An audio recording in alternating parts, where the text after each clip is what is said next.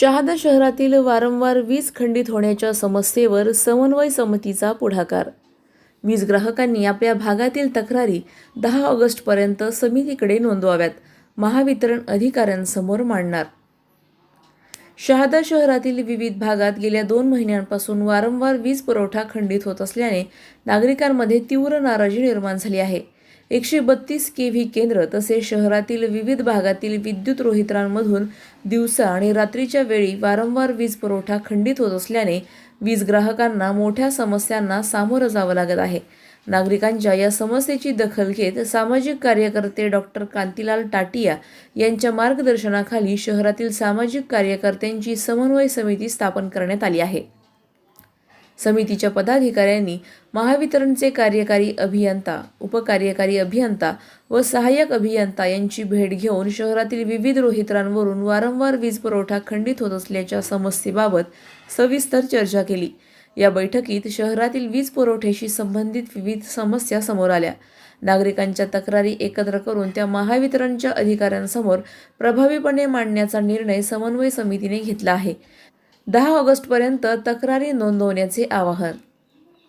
शहरातील ज्या भागात वारंवार वीज पुरवठा खंडित होत आहे त्या भागातील वीज ग्राहकांनी आपल्या समस्या समन्वय समितीकडे सोमवार दिनांक 10 ऑगस्ट रोजी सायंकाळपर्यंत नोंदवाव्यात, असे आवाहन करण्यात आले आहे.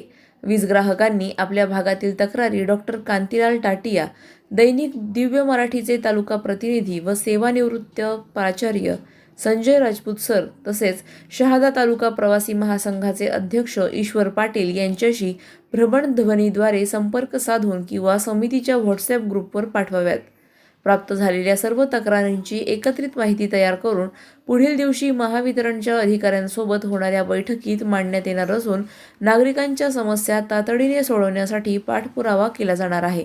त्यामुळे शहादा शहरातील सर्व वीज ग्राहकांनी आपल्या भागातील वीज पुरवठ्याच्या समस्यांची माहिती वेळेत समितीकडे द्यावी, असे आवाहन समन्वय समितीच्या वतीने करण्यात आले आहे. सलाउद्दीन लोहार, नंदुरबार, न्यूज 24. डिस्टन्स आपल्याकडे आहे. आता स्टाफ बी तर सफिशियंट दिलेला आहे साहेबांनी, म्हणजे बाहेर ग्रामीणचे स्टाफ सुद्धा अर्बनला दिलेले, म्हणजे आपल्या शहरामध्ये 22 लाईन स्टाफ काम करतात. पण मुळात जे फीडर्स आहेत तर सगळे लांब डिस्टन्स स्टाफ कितके हे आम्हाला सांगा. आम्हाला नेमकं जिथे भांडायचं तिथे भांडू. तुम्ही नाही भांडू शकत, मला माहिती आहे. तुमच्या लिमिट्स आहेत, तुम्ही तुमच्या लक्ष्मण रेषा क्रॉस करू शकत नाही. त्याच्यासाठी आम्ही निश्चित तुमच्याबरोबर आहोत, ते एक करू. दुसरं, आता आपल्याकडे डिप्या किती आहेत, नेमकं अजून किती लागणार आहेत का, नेमकी काय मागणी आहे, आणि ह्या ज्या लोकल आहेत ना, ड्रिपिंग कशामुळे होतं हेच आम्हाला कळत. इतक्या ड्रिपिंग व्हायला नको. आता ज्या पद्धतीने ज्या गतीने ड्रिपिंग होतात ना, हे अनबेअरेबल आहे सगळ्यांसाठी, आणि म्हणून मग सगळ्यांचा राग संताप. मला असं वाटतं की तो राग संताप त्याचा मुळात जर गेलो ना त्याच्याशिवाय जाणार नाही. बरोबर आहे, ट्रिपिंग तर जास्त होत आहे. पण मध्यंतरी जे 2 आठवड्यापूर्वी आपला जो ट्रान्सफर फेल झाला आणि त्याचा आपल्याला इफेक्ट जवळपास 10 दिवस होता, जो ट्रान्सफर फेल झाला तो एक मोठी घटना होती. ज्यावेळेस तुम्हाला कसं आहे का 10 तास बंद ठेवला आम्ही. नाही, रात्री भी जाते हैं साहेब, 2-2 रात्री 2-2 3-3 तास जाते. आम्ही असं म्हणत नाही तुमचा स्टाफ तिथे काहीतरी काड्या करून बंद करतो असं आमचं म्हणणं नाही. तर मग फिल्टरचा विषय नसेल, तो स्पेसिफिक डीपीचा विषय असेल, बरोबर ना. डीपीवर फ्यूज गेला असेल किंवा दिवस जात असेल असाच विषय असेल ना. ते म्हणतात रात्री 2 वाजता 3 वाजता जाते 2-2 3-3 तास लगे मग लाईन येते.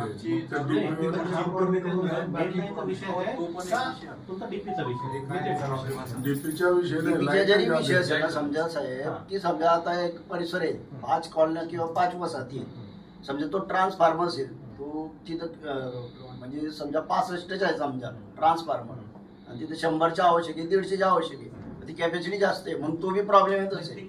तर तो तर असे या प्रॉब्लेम सोडणार की नाही. हा जो विषय आहे ना, तुम्ही तर तुमच्या लक्षात काय येत असेल, आमच्या लोकांनी पण काय सर्वे केला असेल याच्यामध्ये, डीपी ओव्हरलोड आहे. तुमचं पण काय म्हणणं असेल जे डीपी ओव्हरलोड तुम्ही अनुभव कंटिन्यू म्हणजे कंटिन्यू असं. अशाच घडामोडींचा आढावा घेण्यासाठी आजच आपल्या YouTube चॅनलला सबस्क्राईब करा.